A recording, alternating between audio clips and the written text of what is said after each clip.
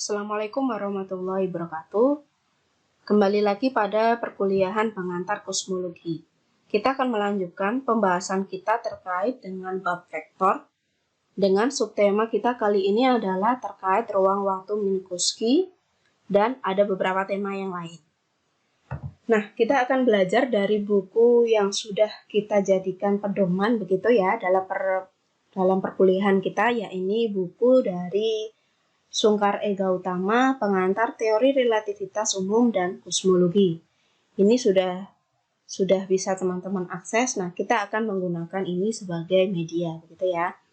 Karena saya mohon maaf belum sempat untuk membuat materi dengan menggunakan PPT. Nah, kita mulai dari ruang Minkowski. Nah, ruang itu Minkowski itu sebenarnya adalah dibangun dari teori relativitas khusus yang menyatakan bahwa ruang dan waktu itu tidak mutlak. Maksudnya di sini apa? Jadi kalau teman-teman membandingkan dengan apa yang sudah kita pelajari di mekanika, khususnya masih mekanika klasik, kita melihat bahwa waktu adalah besaran yang mutlak. 1 menit di sini sama dengan 1 menit di sana. Pengamat di A menghitung waktu 1 menit, pengamat di B menghitung waktu 1 menit yang sama besarnya. Nah, ini yang disebut dengan pengertian mutlaknya. Nah, ternyata dalam teori relativitas khusus, waktu itu adalah besaran yang tidak mutlak, tetapi bergantung bagaimana pemilihan kerangka inersia dan kecepatan cahaya dalam vakum invarian terhadap pemilihan kerangka inersianya. Nah, salah satu efeknya apa? Salah satu efeknya adalah terjadinya pemuluran ya. Sebentar, saya aktifkan. Jadi terjadi pemuluran dari waktu, begitu ya. Jadi jika ada dua pengamat, begitu, ada pengamat yang diam di luar rel kereta api, misalkan contoh ini, dan ada pengamat yang bergerak dengan kelajuan V dan sedang sama-sama mengukur waktu, begitu ya. Nah, kemudian ada besaran namanya d tau, di sini adalah waktu pribadi pengamat yang bergerak. Jadi definisinya ini adalah waktu pribadi untuk pengamat yang bergerak atau proper time. Sedangkan ada juga waktu yang lain, yakni waktu pengamat yang ada di tepi jalan yang mengukur peristiwa tersebut disebut dt. Begini. Nah, antara dt dan d tau itu berbeda. dt itu akan lebih besar daripada d tau. Nah, jadi pengamat yang bergerak dengan kecepatan tertentu mengakibatkan waktu yang dia miliki jauh lebih kecil dibandingkan pengamat yang diam. Gitu. Nah, kemudian kita ingat kembali transformasi Lorentz yang sudah teman-teman pelajari di mata kuliah fisika modern, ini sudah pernah disinggung. Jadi dt tidak lain adalah d tau per akar 1 min v kuadrat per c kuadrat, di mana v ini adalah kecepatan dari pengamat, gitu ya.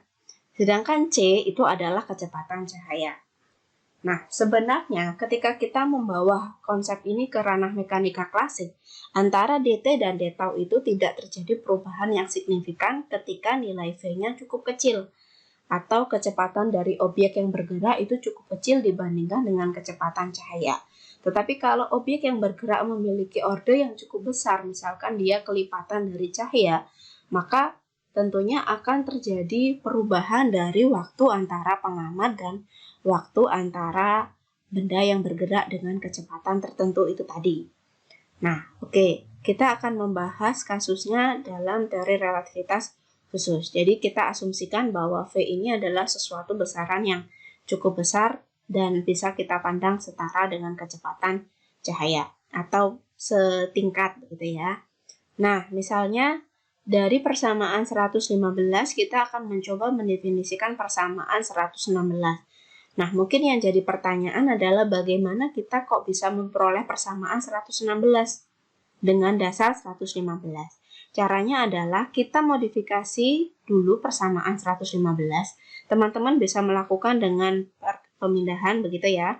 Jadi suku ini bisa kita pindahkan ke ruas sebagian kiri, misalkan ini menjadi dt, kemudian di sini adalah akar 1 min v kuadrat per c kuadrat, kemudian sama dengan d tau.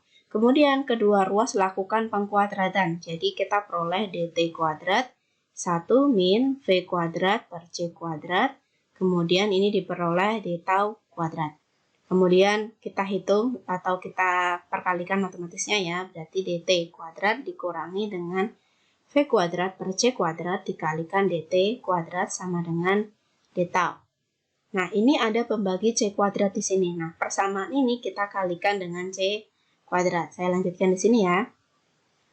Nah, setelah saya kalikan dengan c kuadrat, saya peroleh c kuadrat dt kuadrat dikurangi dengan v kuadrat dt kuadrat itu sama dengan d tau kuadrat dikalikan c kuadrat. Nah, kalau saya tukar ini pindah ke ruas kiri berarti d tau kuadrat c kuadrat tidak lain adalah c kuadrat dt kuadrat dikurangi dengan v kuadrat dt kuadrat. Nah, persamaan ini serupa dengan persamaan 116. Nah, mungkin yang jadi pertanyaan, loh kok di sini ada dl kuadrat gitu ya? Tidak dari v kuadrat dt kuadrat. Nah, itu bisa diperoleh sebenarnya dengan definisi ini. Jadi dl kuadrat itu tidak lain adalah v kuadrat dikalikan dt kuadrat. Nah, yang tidak lain sebenarnya adalah persamaan dari kuadrat perpindahan ya. Kuadrat perpindahan pada kasus, karena ini kereta yang membahasnya, berarti kereta selama selang peristiwa yang tidak lain adalah elemen garis dari ruang Euclid atau R3 yang telah kita kenal secara umum. Nah, kompaktifikasi ruang waktu yang memenuhi persamaan 116 kita sebut dengan ruang waktu Minkowski atau biasanya cukup kita sebut dengan ruang Minkowski. Kita akan coba mendefinisikan bagaimana elemen dari suatu garis pada ruang waktu Minkowski. Nah, untuk mendapat persamaan ini kita akan coba runtut dari bagian atas tadi ya. Jadi dari persamaan 116 kita coba cari persamaan elemen garisnya. Jadi misalkan dalam geometri Euklidesan atau selang interval adalah jarak antara dua titik dalam ruang yang membentuk diferensial dapat dinyatakan dalam persamaan elemen garis seperti pada persamaan 112 dan 114. Ini sudah kita pelajari sebelumnya. Dalam ruang Minkowski, kita mengingat bahwa bentuk persamaan 1.16 harus terpenuhi. Kita dapat mendefinisikan secara general dalam interval ruang dan waktu, misalkan ds. Jadi kita definisikan ds ini tidak lain adalah c kuadrat dikalikan d tau kuadrat gitu. Kemudian c dikalikan dt kuadrat dan sekian-sekian. Ini tadi kita sudah peroleh dari persamaan 116.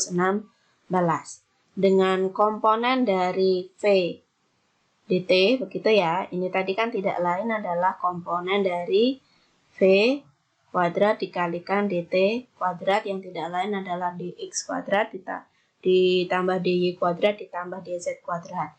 Cuman karena ini tadi memang mengandung mins, maka komponennya jadi bertanda negatif seperti ini. Tuh. Nampak bahwa untuk interval tertentu, solusi elemen garis dari 1.17 ini memberikan fungsi hiperbola dengan parameter ds. Seperti ini. Analog dengan ruang Euklidesan yang solusinya berbentuk lingkaran dengan jari-jari berbentuk dl. Untuk cahaya, misalkan dengan V sama dengan C, maka kita akan menghasilkan bahwa ds ini sama dengan 0 untuk interval T plus minus sama dengan R.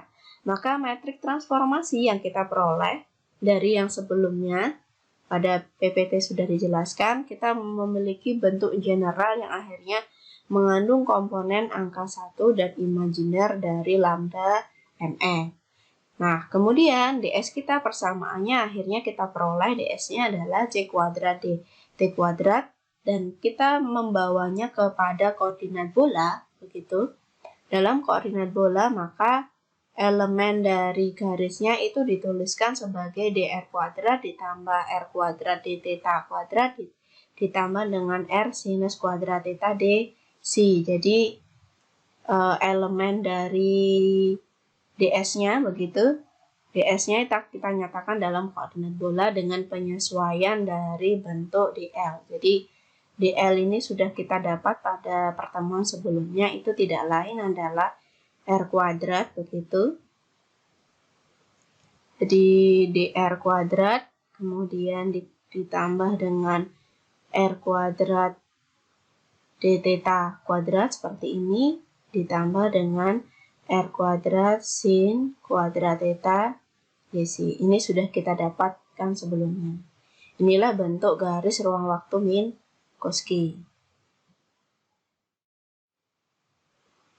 Nah, mungkin ada yang merasa agak bingung, Bu, kok waktu ada nilai dari plus minusnya?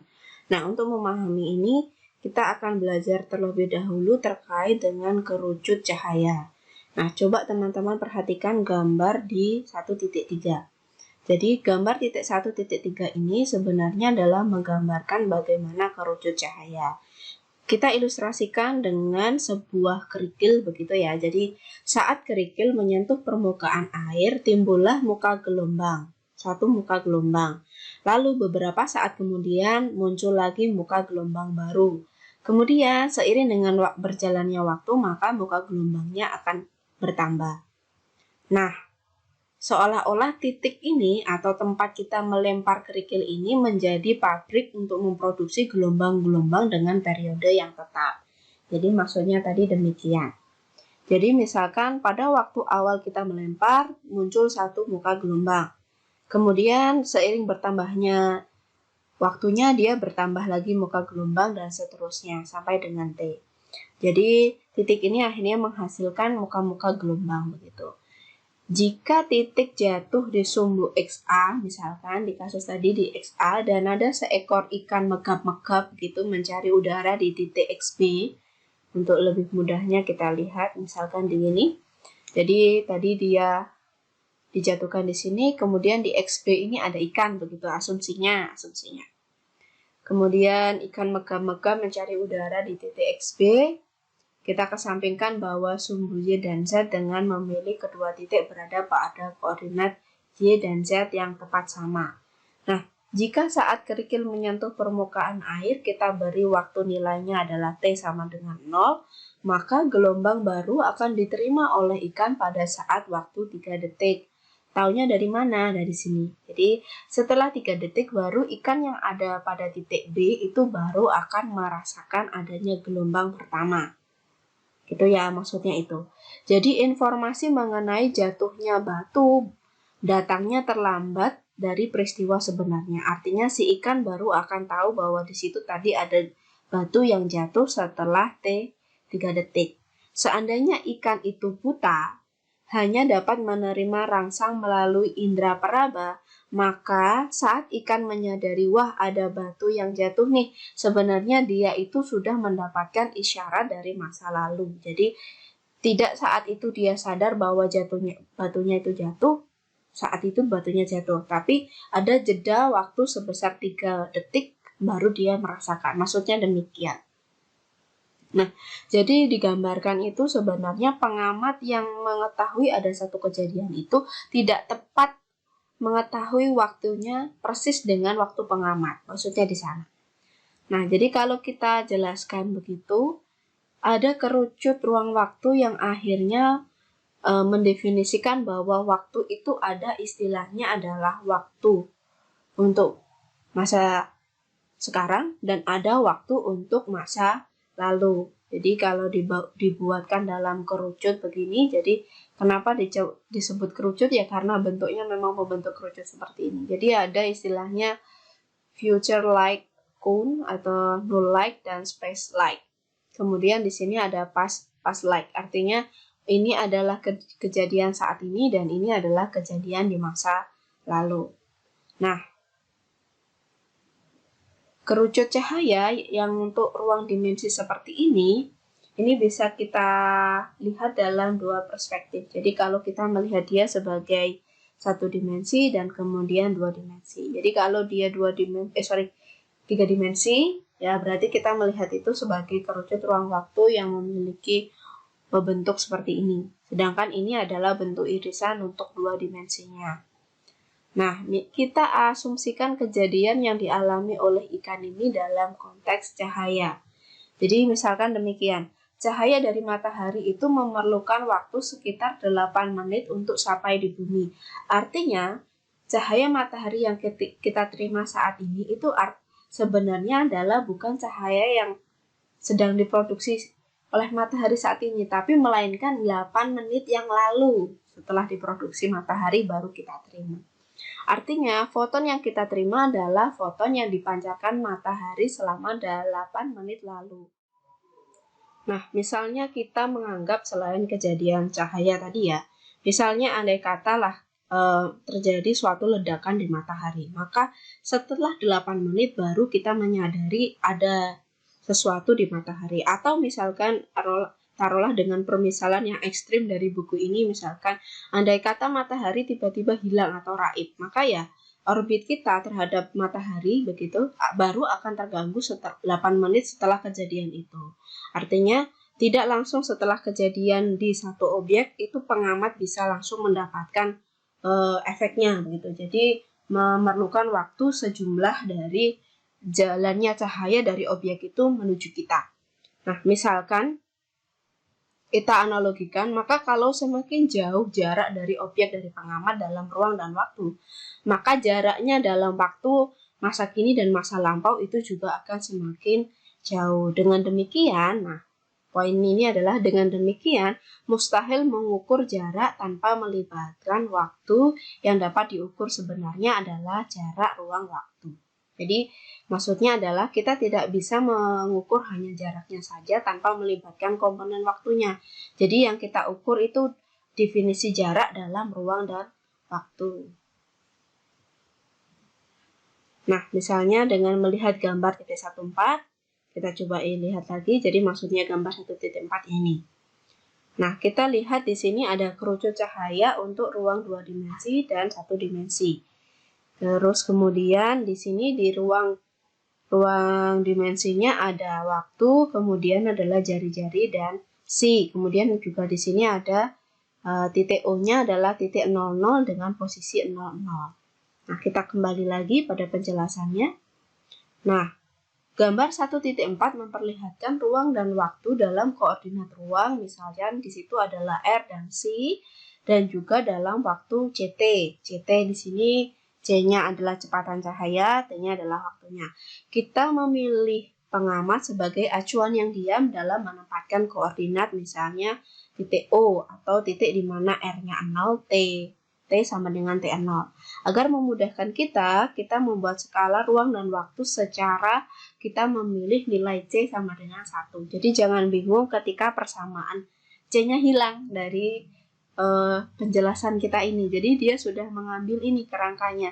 Jadi agar memudahkan, kita membuat skala ruang dan waktu dengan setara dengan memilih C sama dengan 1. Misalnya dengan memilih tahun sebagai satuan waktu dan tahun cahaya sebagai satuan jarak.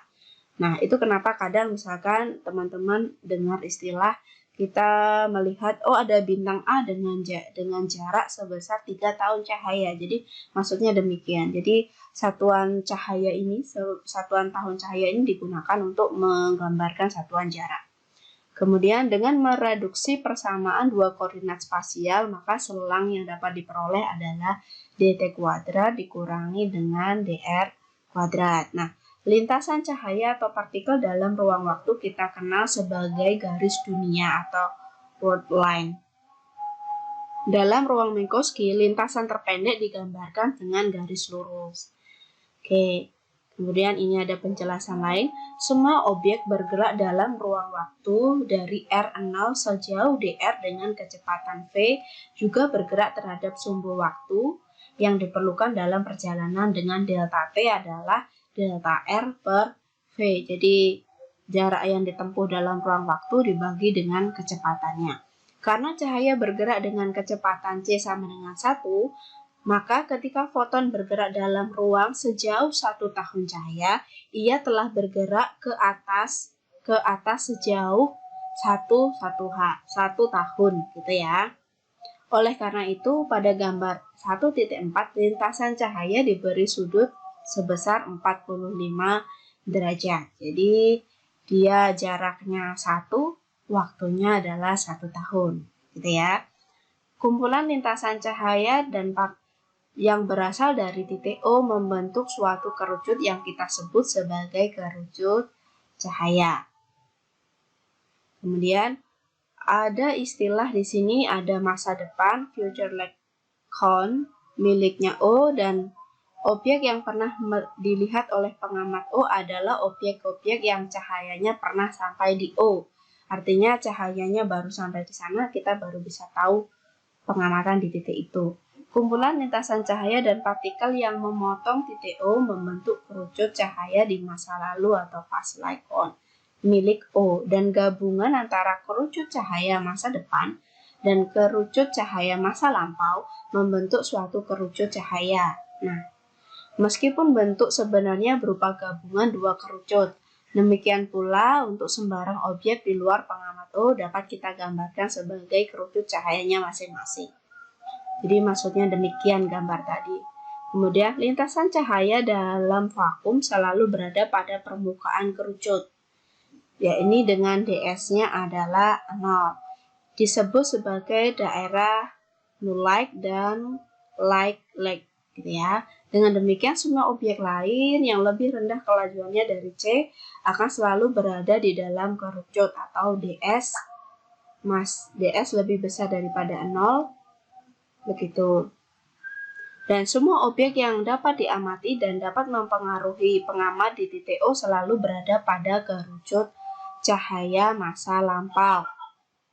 Jadi karena sudah terjadi sebelumnya baru kita bisa amati. Sedangkan fenomena yang berada di O hanya dapat dipengaruhi oleh objek yang berada pada kerucut cahaya. Gitu ya.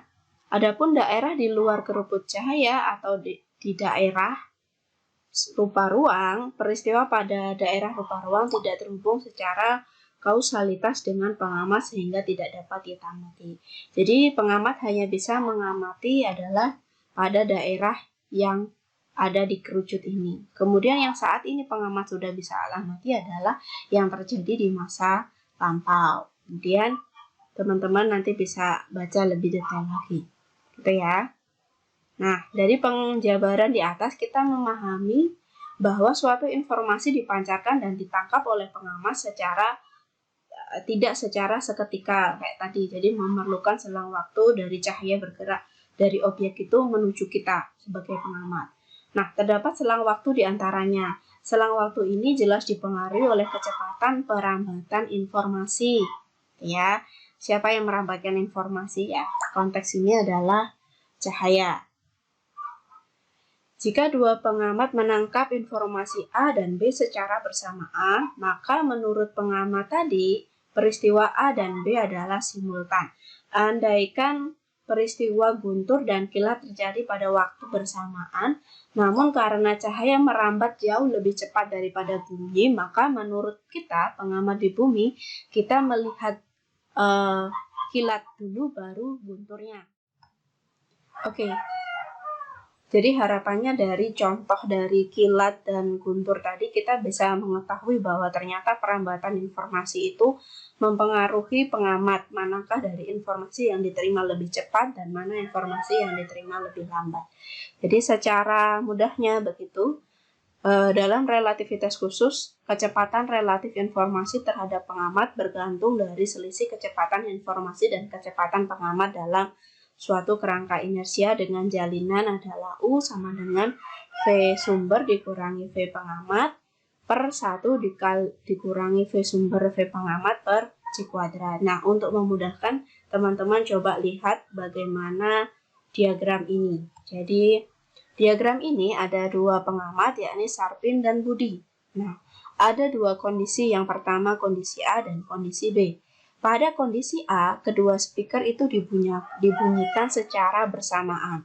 Nah, antara pengamat Sarpin dan Budi ini memiliki berbeda kelakuan. Jadi, Budi itu berlari mendekati sumber satu dan yang Sarpin ini diam. Otomatis si Budi akan mendengar informasi dari speaker 1 lebih cepat daripada speaker 2. Jadi, oleh Budi terdengarnya yang pertama adalah sinyal dari speaker 1 baru sinyal dari speaker 2. Padahal bagi Padahal bagi Sharpin yang ada di tengah gitu ya, yang dia diam di pengamat titik P, dia akan mendengar kedua speaker ini berbunyi secara bersamaan. Nah, ini kan membedakan begitu ya, tangkapan informasi dari kedua pengamat. Nah, kondisinya kita rubah begitu. Jadi untuk kondisi P, yakni Budi bergerak mendekati speaker 1. Nah, speaker 2 ini dibunyikan terlebih dahulu daripada speaker 1. Tetapi yang diterima oleh Budi ini adalah sinyal kedua speaker sama. Nah, sedangkan untuk yang Sharpin yang diam, dia akan pertama kali mendengar dari hasil dari speaker 2, baru akan mendengarkan hasil dari speaker 1. Jadi ada perbedaan atau delay sinyal antara speaker 1 dan 2 oleh pengamat yang diam. Contohnya Sharpin tadi. Sedangkan Budi yang memang bergerak mendekati S1 begitu, meskipun speaker S2 itu dibunyikan lebih dulu, tapi dia bisa mendengarkan itu pada waktu yang sama atau pada simultan yang sama. Begitu maksudnya. Nah, kita lanjutkan materi kita. Nah, kita akan belajar juga terkait dengan vektor 4. Jadi teman-teman kan tahunya secara umum vektor itu dibagi menjadi 3 dimensi kalau ruang Euclid begitu ya. Jadi vektor pada sumbu X, sumbu Y, dan sumbu Z. Nah, dalam materi ini kita akan mempelajari vektor 4. Nah, vektor 4 ini apa? Ya, vektor ruang yang kita sudah umum kenal kita tambah dengan 1 dimensi, yakni dimensi waktu. Jadi, vektor 4 memiliki 4 komponen. Jadi, yang pertama X0 adalah komponen waktu dan X1, 2, 3 merupakan komponen dari ruangnya. Nah, X0 komponen waktu itu didefinisikan dengan C dikalikan dengan T.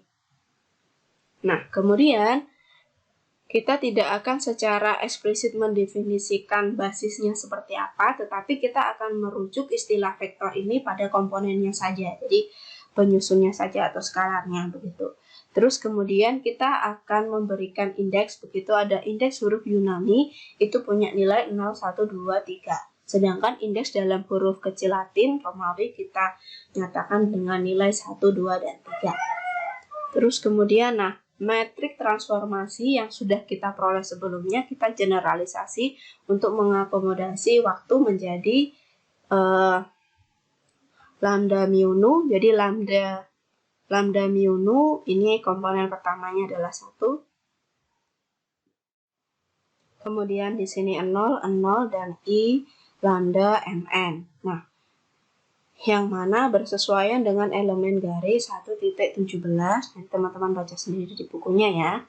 Jika dituliskan dalam bentuk panjang, maka kita dapat elemen garis dalam koordinat kartesiannya adalah ds kuadrat sama dengan c kuadrat d tau kuadrat sama dengan c dt dikurangi dx kuadrat dikurangi dy kuadrat dan dikurangi dz kuadrat. Jadi c kuadrat dt kuadrat dikurangi komponen ruangnya. Kemudian dalam koordinat bola tadi juga kita sudah tuliskan, jadi elemen garisnya adalah C kuadrat D tau kuadrat sama dengan C kuadrat DT kuadrat dikurangi juga elemen garisnya dalam koordinat bola. Nah, ada beberapa hal yang perlu teman-teman pahami mengenai koordinat 4 dan gradian 4. Jadi beberapa vektor fundamentalnya yang pertama ini ada yang disebut dengan kecepatan 4. Kecepatan 4 itu analog dengan kecepatan pada ruang Euklidesan atau ruang Euclid. Nah, kecepatan 4 ini didefinisikan dari perubahan infinitesimal dari koordinat 4 terhadap waktu pribadi. Jadi misalkan di sini u mu itu tidak lain adalah dx mu dibagi dengan d tau, atau bukan dibagi, diturunkan terhadap d tau. Jadi kita memperoleh hasilnya adalah gamma c, gamma v1, gamma v2, dan gamma v3. Dalam limit non-relativistik, v ini kurang dari c, sehingga vektor 4 kecepatannya dapat didekati dengan u tidak lain, u sama dengan e mu dikali u mu, atau C, kemudian IV1, IV2, dan IV3, atau cukup ditulis dengan CV seperti ini.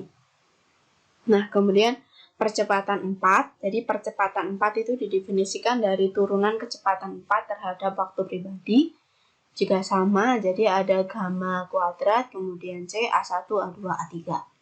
Kemudian ada momentum 4 yang disimbolkan dengan P mu atau M dikalikan U mu. Ini kan sama dengan definisi kita bahwa momentum itu perkalian antara massa dan kecepatan, gitu ya.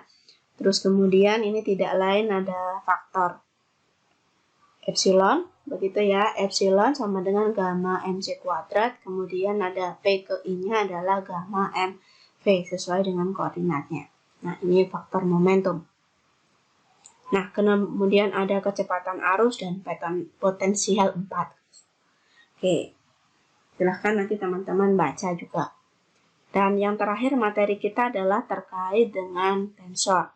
Nah, tensor adalah perluasan dari vektor. Jadi kalau teman-teman mungkin vektor sudah mengenal, agak awam dengan yang disebut tensor, gitu ya. Tensor tidak lain perluasan dari vektor, sebagaimana vektor juga merupakan perluasan dari skalar. Nah, oleh karena itu, tensor memiliki bentuk yang tetap dalam sembarang pemilihan kerangka koordinat. Sama halnya dengan vektor.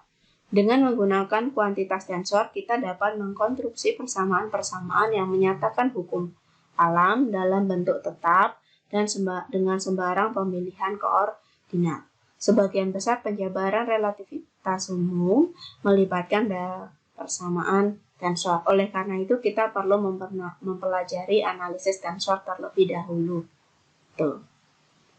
Jadi di sini ada vektor, begitu ya. Sembarang vektor dapat dikalikan satu dengan lainnya dan ada beberapa macam perkalian vektor. Misalkan kita punya vektor kontravarian V, begitu ya. V itu E mu dikalikan V mu. Kemudian kita punya W, itu ada E nu dikalikan W nu. Maka perkalian antara dua vektor ini menghasilkan V mu W nu dikalikan E mu dikali dengan E nu seperti ini. Nah, simbol ini menyatakan perkalian dari tensor tersebut. Nah, kemudian dengan menamakan bahwa hasil perkalian V dengan W adalah sebagai A, maka kita definisikan A itu tidak lain adalah A mu nu dengan E mu dikalikan dengan E nu seperti ini.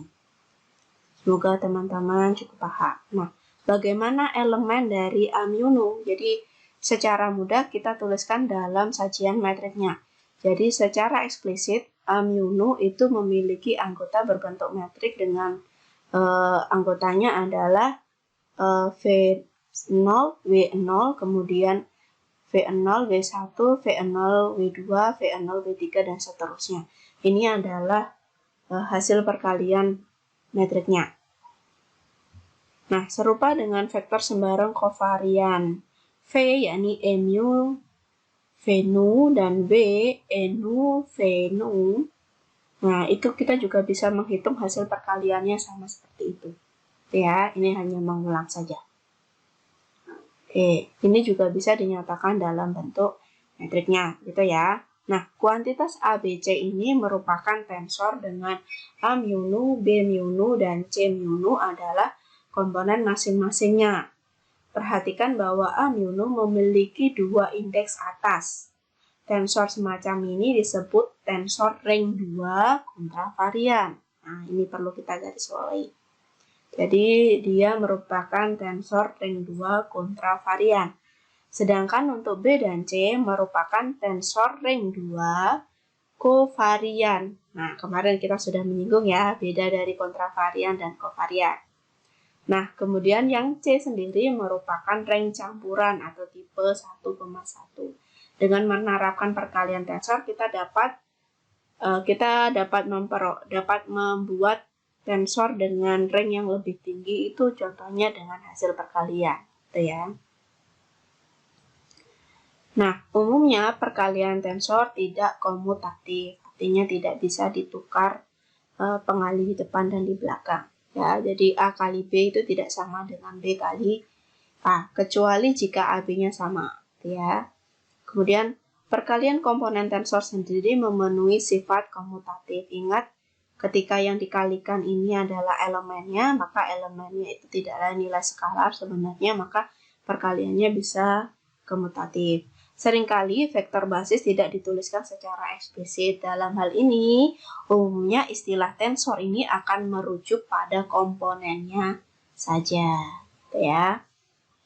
Berdasarkan 1.32 dan 1.34 serta mengingat aturan transformasi dari 1.4 dan 1.6b, maka komponen tensor seperti A mu nu, B mu nu, dan C mu nu, nah cara bacanya sama meskipun indeksnya satu atas satu bawah gitu ya, satunya campuran, itu kita bisa definisikan tidak lain adalah turunan terhadap X tilde dengan nilai A dan delta di sini. Jadi misalkan A mu nu itu tidak lain adalah do X mu dikali dengan do X nu, kemudian dibagi dengan do X tilde alfa, do X tilde beta, dengan A adalah A tilde alfa beta, sama dengan B dan C.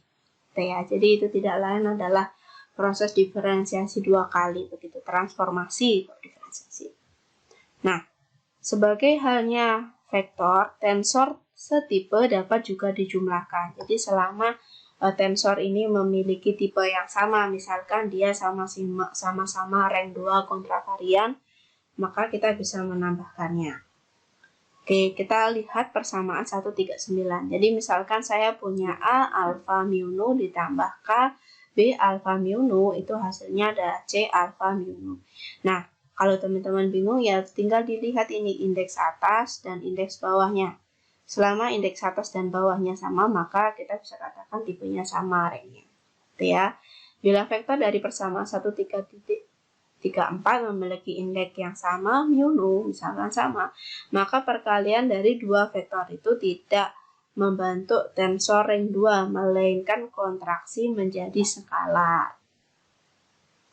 Mengingat konveksi indeks boneka, maka selalu dijumlahkan, dapat dihitung seperti ini. Jadi kalau dia ada yang sama perkaliannya, maka ini hanya akan menjadikannya satu nilai. Ini ya. Nampak jelas bahwa ruas kanan persamaan di atas adalah suatu skalar, hanya memiliki satu komponen. Operasi semacam ini disebut kontraksi, gitu ya. Agar lebih jelasnya, kita berikan satu contoh, yakni S mu. Jadi, S mu ini diperoleh dari perkalian tensor V mu nu dikalikan V nu, gitu ya. Maka hasilnya itu perkaliannya nanti ya, V mu 00 dikali dengan V mu 00 dikali dengan V0 ditambah dengan V mu 1 W1 ditambah dengan V mu 2 W2 ditambah dengan V mu 3 W3. Nah, ini menghasilkan satu nilai skalar, gitu ya, karena indeksnya sama. Jadi di sini lah indeks nu-nya sama di atas dan di bawah indeksnya sama. Nah, karena indeks W dan salah satu indeks V sama, yakni nu, gitu ya. Nu, maka indeks itu berjalan bersamaan, gitu. Nah, kemudian S mu kita bisa tuliskan sebagai seperti ini. Oke. Semoga teman-teman sedikit mendapat gambaran ya. Untuk lebih jelasnya juga ada beberapa pendalaman bisa dibaca di buku. Saya akhiri pertemuan hari ini. Semoga bisa sedikit memberikan gambaran terkait dengan tensor dan materi dari ruang dan waktu yang tadi. Mohon maaf jika masih banyak terdapat kesalahan, dan kalau ada kurangnya bisa ditambahkan, dan ada salahnya mohon koreksiannya bisa dikirim by email dari yang saya jelaskan di deskripsi. Saya akhiri. Wassalamualaikum warahmatullahi wabarakatuh.